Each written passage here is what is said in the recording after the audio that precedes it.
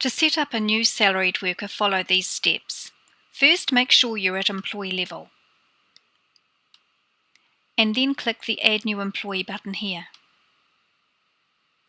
You can select Yes to invite the employee to load themselves on their cell phone, and that will send an invitation off to the employee immediately. Or you can click No.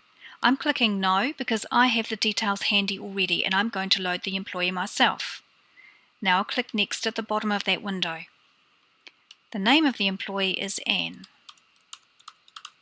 and I need to put an email address in for her. Her IID number, I'm putting in a sample number of course because this is a sample site, and the same with the bank account. You will have to put correct numbers for a real site. And her start date. Next. Anne has declared to me that her tax code is M. I've asked her to fill in an IR330 form, which I can download from the IID website. This makes sure that I have all the correct details for her on file. It does give me her IID number and her tax code. She's also declared to me that she is contributing to KiwiSaver, so tick that on for her. Then I select KiwiSaver to put in the correct percentage. She's filled in a KS2 form for me, which I've also downloaded from the IID site. This lets me keep on file the correct deduction that she wanted to contribute. She's contributing 8%, and the company contribution is the standard 3%. Next, I'm going to set up her leave. I select the leave and click on the leave to choose the settings for her. Now this employee is salaried, so she's working standard hours. We also have a fortnightly pay run, so I'm going to set up the hours that she works over the fortnight. She works 80 hours in a fortnight over 10 days. She will always be eligible for 4 weeks holiday, which is the standard legislation in New Zealand. The rate rule for the holiday will be the average rate plus in her case. This means that the system will check the last 4 weeks average rate and compare it to the last 52 weeks rate, and then to her current rate to find the highest rate for her annual leave. I can always adjust the rates at pay time as well when I'm paying out the leave. To set up her leave anniversary, I click this little round button here. It automatically fills in for me.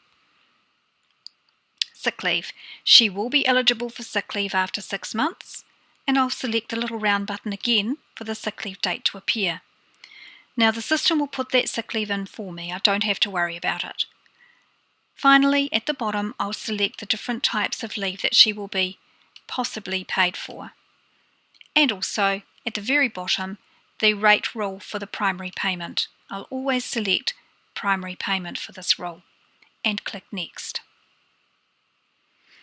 Right, this last window lets me set up the payment for her. I can click the Add New Payment button on the right, and as she's salaried, under the rules I'll choose salary. I can choose her annual salary here and put in the frequency, which will be regular.